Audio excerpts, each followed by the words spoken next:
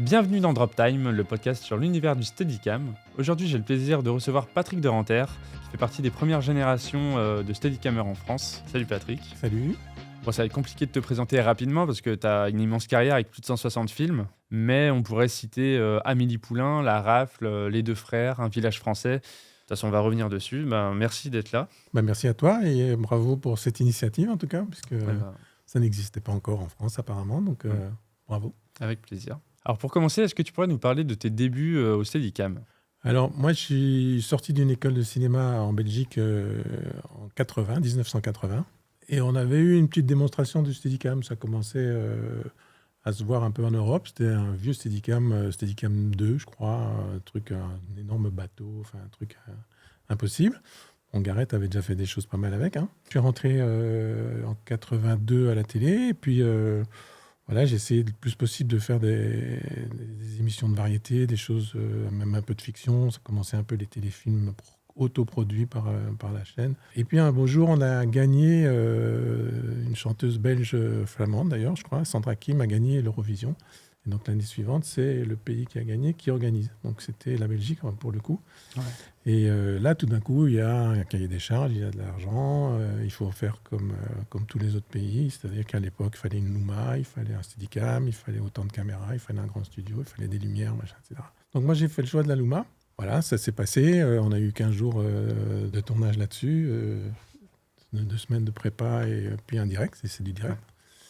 Et donc, je me suis très bien entendu avec l'opérateur Stead, et puis voilà, qui m'a dit, moi, je t'apprends le Steadicam, tu fais 1 semaine de stage gratos à la maison, chez moi, et en échange, si ça prend, et si la télé veut utiliser le Steadicam, il n'y a que toi qui pourra utiliser mon Steadicam, et vous ne louez que chez moi. Mais de toute façon, il n'y avait pas d'autre possibilité en Belgique. Il n'y avait que lui qui avait un Steadicam. Et donc voilà, c'est passé comme ça. J'ai suivi ce stage. Ça m'a évidemment beaucoup plu.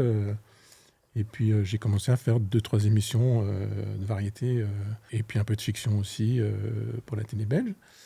Et puis bon, les soucis ont commencé, d'autres voulaient en faire, pourquoi toujours le même, etc. Les syndicats, tout le monde s'en est mêlé. Et donc mon premier professeur m'a dit, pars, quitte cet endroit, et puis si tu veux aller plus loin, dis-moi, ce que je t'ai appris, c'est bien, c'est la base. Il y a monsieur Garrett Brown, qui est l'inventeur du Steadicam, qui organise un stage en Italie, à Sienne, avec Nicola Pecorini, qui à l'époque était un très très grand opérateur Steadicam italien. Mm-hmm. Et il dit, voilà, tu prends mon Stead, tu prends ma voiture, et tu y vas. Donc, cadeau royal. Opportunité à saisir immédiatement. Et donc, j'ai fait tout ça, je suis parti. Et donc ça, c'était en 89. Et là, on s'assied sur un cube et on se dit, waouh, il y a encore tout ça à apprendre. Et à rencontrer ce monsieur très charismatique et empathique qui est Garrett, qui est vraiment un personnage hors du commun, parce que il a énormément de qualités. Il a un côté très sûr de lui, mais en même temps, il écoute énormément les autres. Il ne se met pas spécialement en valeur. Il aime beaucoup. Il a très très vite compris que s'il voulait que cette machine ait du succès, il fallait former des gens. Et il n'a pas gardé ça pour lui tout seul. Et donc il a organisé des stages, fait organiser des stages. Et du coup, aujourd'hui, il y a des stages dans le monde entier pour former les jeunes opérateurs, parce que ça demande vraiment une formation. Et donc, j'étais vraiment au cœur des meilleurs, parce que j'avais des très bons instructeurs, parce qu'on était tous très poussés à sortir le meilleur et à apprendre à Steadicam sur le dos 20 heures sur 24 quasiment. Mais en revenant du stage, un autre opérateur belge, mais que moi j'avais croisé comme cadreur, mais je ne savais pas à l'époque qu'il faisait vraiment beaucoup de Steadicam, m'a appelé en disant, voilà, tu as fait le stage de Garrett, j'ai eu de bons échos sur tes capacités, etc. Est-ce que tu veux travailler avec moi ? Donc ce monsieur s'appelle Mark Konings, il est aujourd'hui chef opérateur. Et il a évidemment deuxième opportunité, donc deuxième proposition qui ne se refuse pas, comme on dit. Donc évidemment, j'ai dit oui. Et donc, c'était Merci la vie, c'était Bertrand Blier, réalisateur, c'était Depardieu, Carmet, en face de la caméra, c'était Philippe Rousselot, qui était une star à l'époque à la lumière. Et c'était à la Malou-les-Bains, dans le sud de la France. Donc j'ai pris ma bagnole, j'ai pris le Steadicam, je suis parti, j'ai fait 1200 km, je sais plus, enfin voilà, quelque chose comme ça. J'ai pas dormi de la nuit et le lendemain matin, bon voilà, tu montes une Panavision. En Belgique, il n'y avait pas de Panavision. Je n'avais jamais vu de Panavision de ma vie. Heureusement, il y avait des assistantes top. Et puis à l'époque, c'était effectivement les premiers Steadicam. Donc moi, j'avais un Steadicam 3A à l'époque. Donc c'était avec un petit moniteur vert, hein, genre les moniteurs qu'on voit dans les avions. Les commandes de points encore à l'époque par fil. Donc il y avait un moteur sur l'objectif pour voilà, avec une roulette pour faire tourner la bague, un fil qui passait sur l'épaule de l'opérateur, et puis un petit boîtier derrière avec l'assistant qui changeait le point, qui courait avec vous. Bon, voilà. D'autant plus c'était un plan de course. C'était un plan subjectif d'une chaise handicapée qui se vautre dans une vitrine. Et puis voilà, j'ai fait le plan, ça s'est bien passé. Et puis les choses se sont un peu enchaînées comme ça avec Marc. Voilà, quand il n'était pas dispo, il me mettait sur ses projets. Et au fur et à mesure, les Steadicam étant de plus en plus demandés, les productions ont commencé à intégrer le fait aussi d'avoir un deuxième cadreur. De plus en plus. L'évolution vers le numérique a aussi aidé à ça. Et donc souvent, le deuxième cadreur était opérateur Steadicam. Et à ce moment-là, on avait un Steadicam dans le camion sur la longueur du film et on pouvait le sortir ou pas l'utiliser comme on le souhaitait, quoi. Ouais. Et à partir de là, moi, ça m'a permis de commencer à travailler au cadre complètement, ce qui était vraiment mon but, parce que moi, je me sens cadreur plus que juste opérateur Steadicam, même si j'adore les caméras en mouvement, mais j'adore aussi les grues, j'adore plein d'autres choses. Donc voilà, c'est comme ça qu'on a commencé. Et du coup, tu as travaillé donc, pendant une longue période en pellicule, mais tu as vécu aussi la transition au numérique qui ont donné des configurations assez lourdes, hein, je crois, au début en tout cas. Est-ce que tu te rappelles d'un film sur lequel tu as vécu cette transition ? Alors, au début du numérique, c'était avec Jean-Jacques Hano, c'était sur Sa Majesté Minor. On tournait en Espagne, à Alicante. Il y a des énormes studios là-bas et puis des décors naturels qui l'intéressaient pour ce film. Et donc, il voulait tourner tout en numérique, en vidéo, et c'était encore les débuts.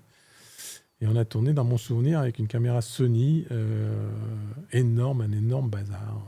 Franchement, c'est une espèce de grosse boule, c'était comme un ballon de foot, quoi. C'était un truc incroyable. Le retour vidéo, il n'y en avait pas. Donc le retour vidéo, l'ingénieur qui s'occupait de cette caméra a retrouvé ce qu'on mettait, nous, dans les caméras film, au tout début aussi, quand il n'y avait pas des vrais retours vidéo numériques, qui était une petite caméra, à l'époque 3CCD, puis voilà, qui se vissait sur l'œilleton de la caméra. Okay. Donc, vous imaginez un peu le truc. Une caméra qui filmait l'œilleton. Une caméra qui filme l'œilleton. Donc, tout ce qu'on perd comme information, comme netteté, enfin bref. La deuxième chose, c'est que elle était très énergivore et que j'avais pas envie de continuer avec le système du câble. Voilà, la caméra étant déjà tellement lourde, je voulais pas porter en plus des batteries dans le dos. Avoir un machinot tout le temps, parfois c'est possible, mais c'est pas tout le temps possible. Donc on a essayé de trouver une solution d'alimentation par le STED. Donc on a cherché des nouvelles batteries. Voilà, donc j'avais des batteries très très lourdes. Pour arriver quand même à équilibrer ce poids énorme qu'il y a au-dessus, on ne peut pas rajouter du poids en dessous. Il y a un moment où ça devient absurde. Donc les Steadicam modernes, et à l'époque j'avais mon premier Betz, le tube lui-même est télescopique, donc on peut le rallonger, ce qui fait que artificiellement on met plus de poids en dessous ou au-dessus si on rallonge le tube en dessous ou au-dessus. Donc c'est ce que j'ai fait, mais donc du coup j'avais un Steadicam extrêmement long. Donc ce qui n'est pas magique pour manipuler. Et au plus c'est lourd, au plus il y a du poids, au plus il y a de l'inertie, au plus faire des mouvements rapides ou des choses comme ça, c'est compliqué. Et c'est vrai que je pense que je devais avoir un Steadicam avec la caméra qui devait faire genre 44 kilos, quelque chose comme ça. Ah ouais, 44 kilos. Sous 40 degrés à Alicante pendant 4 mois. Ouais, on a beaucoup souffert. T'as pris des vacances après, j'espère.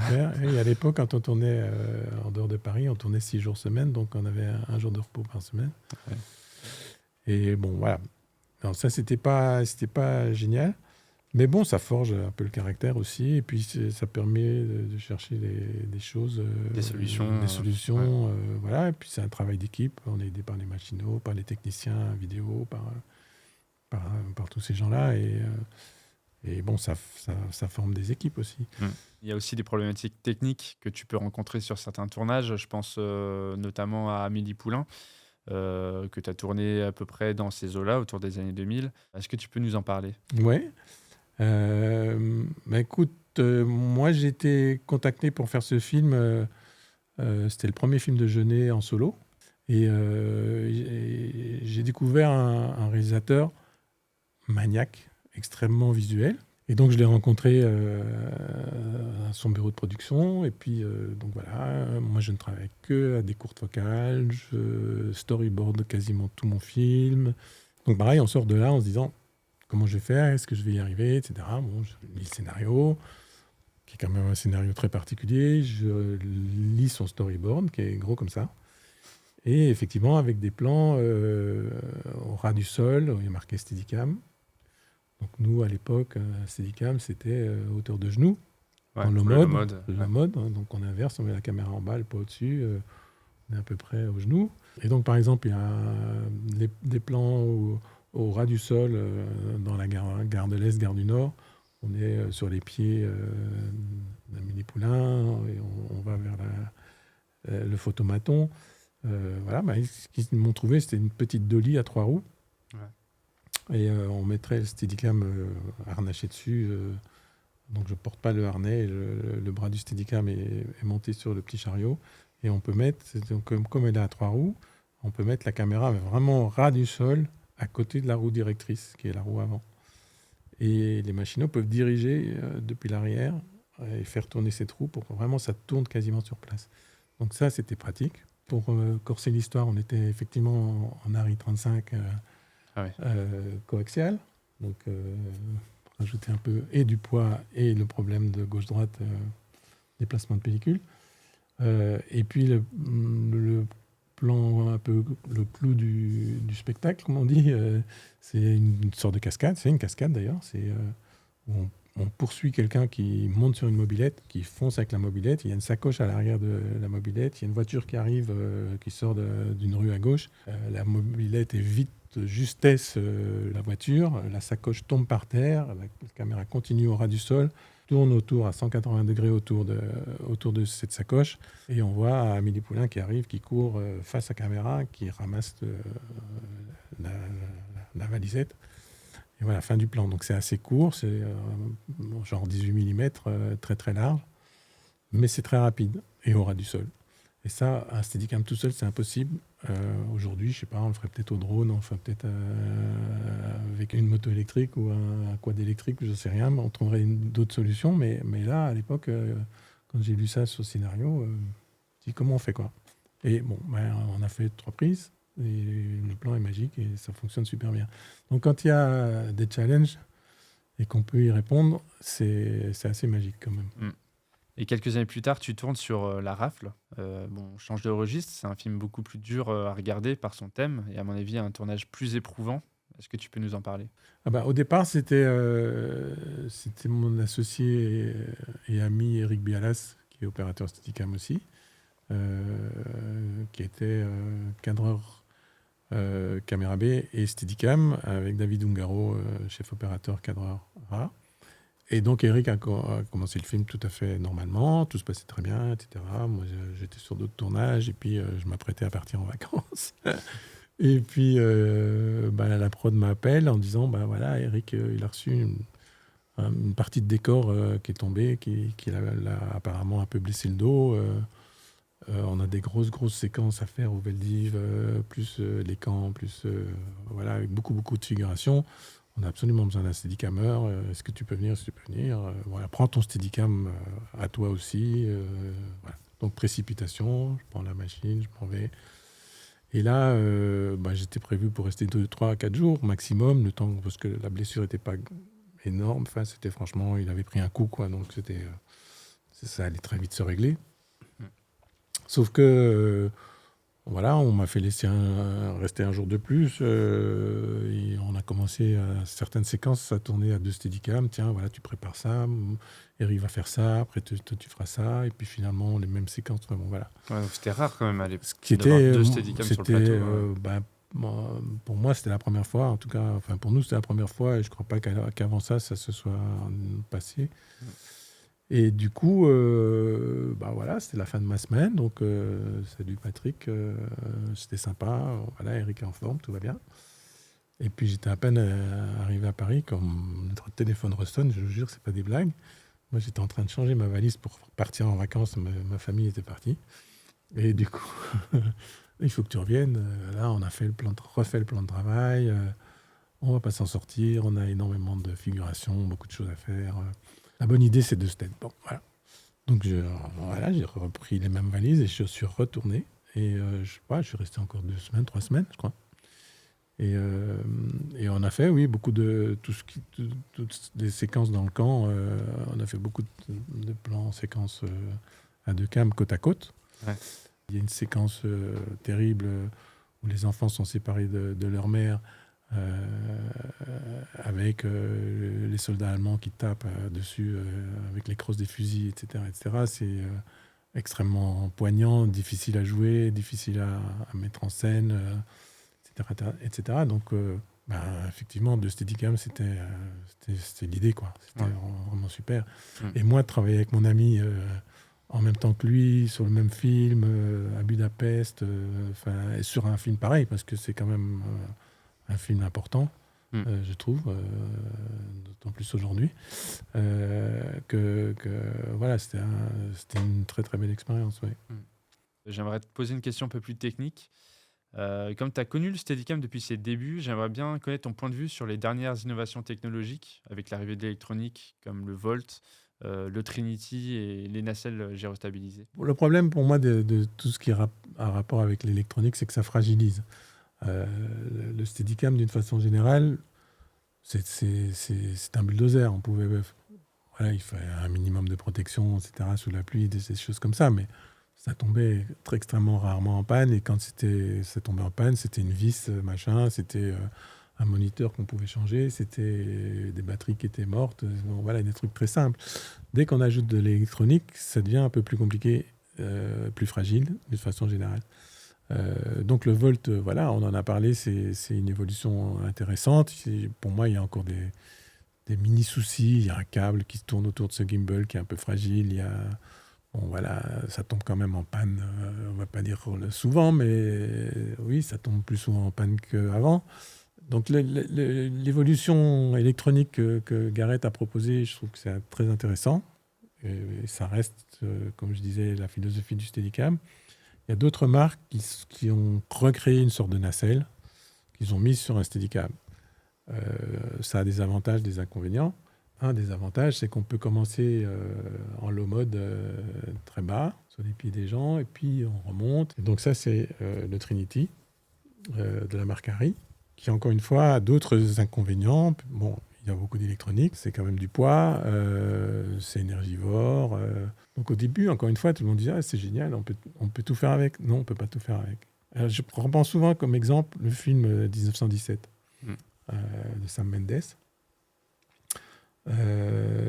qui est un faux plan séquence de 1h30, je crois. Voilà.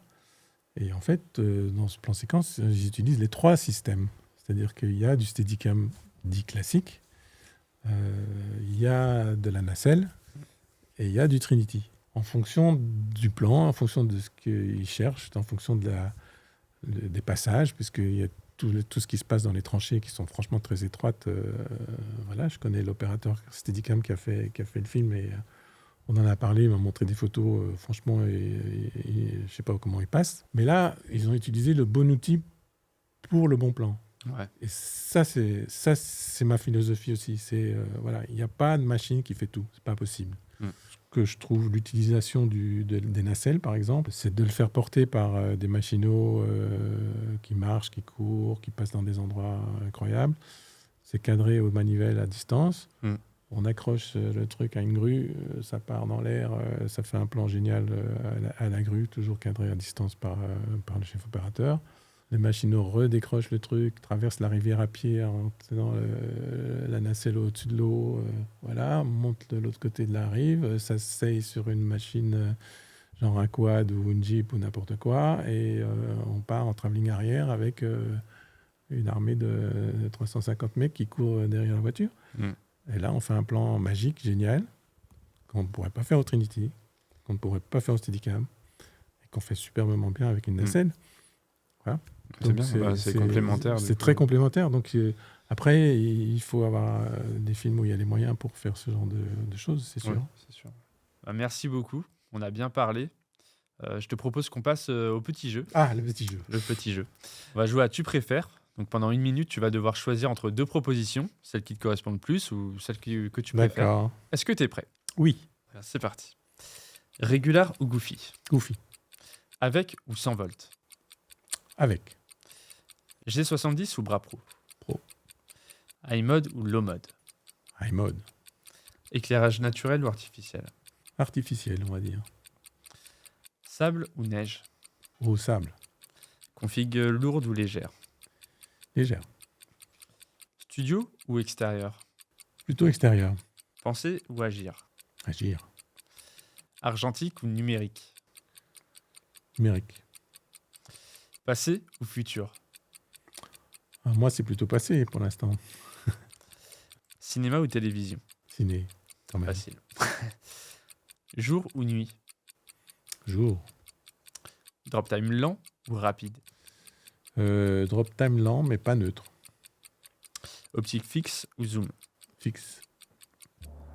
Bah bravo, tu t'en sors très très bien. Bravo.